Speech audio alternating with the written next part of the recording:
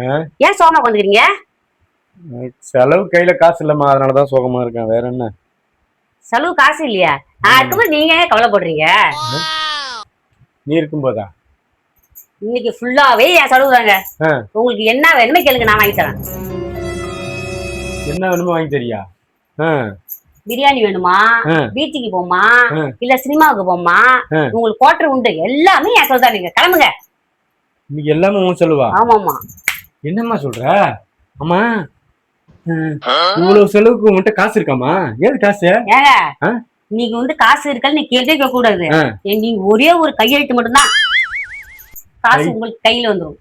கையெழுத்து போடணுமா? என்னடி சொத்துக்கத்தை எழுதி வாங்க போறியா?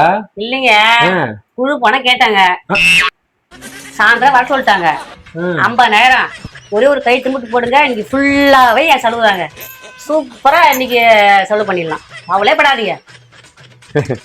குழு பணம் வாங்குறதுக்கு தான் அம்மா செலப்புற பண்ணியா? ஏண்டி, ஏற்கனவே குழு பணம் வாங்கிதான் நான் சிரிப்பா சிரிச்சிட்டு இருக்கேன், இன்னும் கொண்டு என்ன கூலில தரலான்னு பாக்குறியா? ஓடி நீனும் உன் பாட்டி நீ எனக்கு செலவு பண்றீங்க. ஐயோ, தப்பிச்சுட்டானா? இன்னைக்கு எவ்வளவு ஜாலியா இருக்கான்னு பார்த்தேன், முடியலையே.